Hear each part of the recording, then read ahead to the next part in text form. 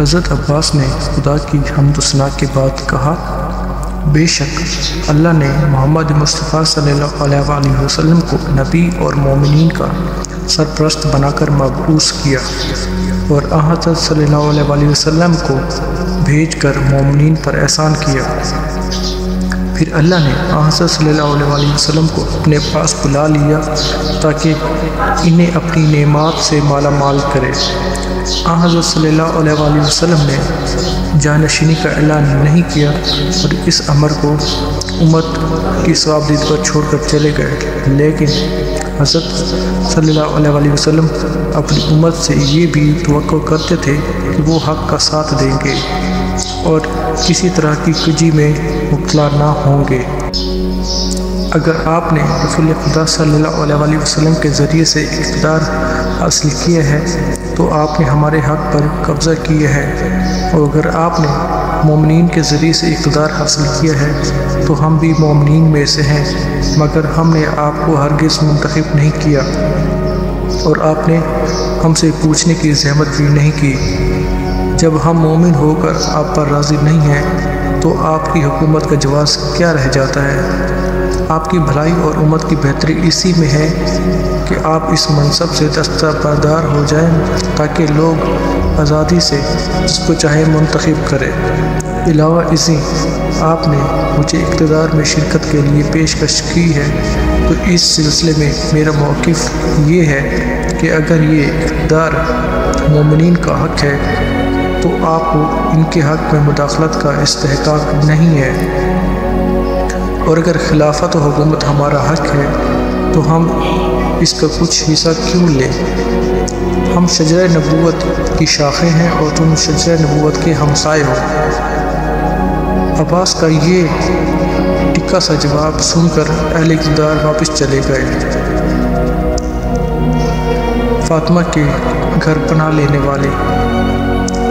حضرت عمر بن خطاب کا بیان ہے، ہمارے واقعات کی خبر یہ ہے کہ جب اللہ نے اپنے نبی کو وفات دی تو علی و زبیر اور ان کے ساتھیوں نے ہماری مخالفت کی اور وہ فاطمہ سلام اللہ علیہ کے گھر میں جمع ہو گئے۔ مورخین نے حضرت علی اور زبیر کے حامیوں کا تذکرہ کیا ہے جنہوں نے حضرت ابو بکر کی بیعت سے انکار کیا اور حضرت فاطمہ الزہرا سلام اللہ علیہ کے گھر میں پناہ لی۔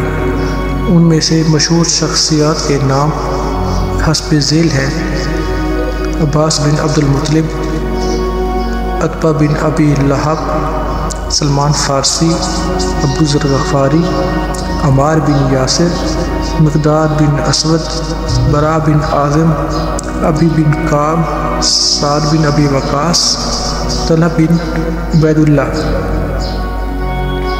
ان کے علاوہ بنی ہاشم اور مہاجرین و انصار کی ایک جماعت بھی اس گروہ میں شامل تھی۔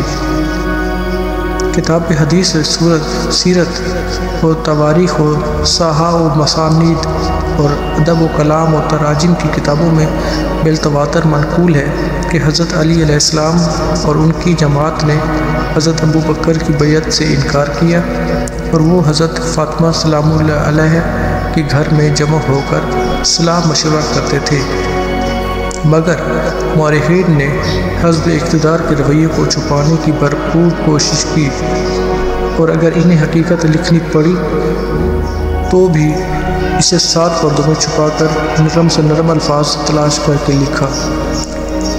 اس سلسلے میں بلا زری کے الفاظ ملاحظہ فرمائیں۔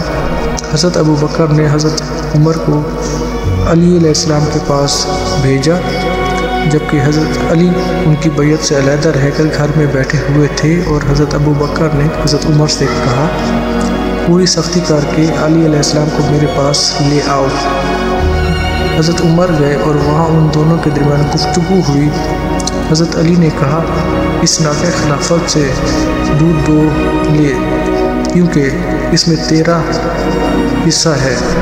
خدا کی قسم تم اس لیے اس کی حکومت مضبوط کر رہے ہو تاکہ کل یہ حکومت تمہارے سپرد کر دے۔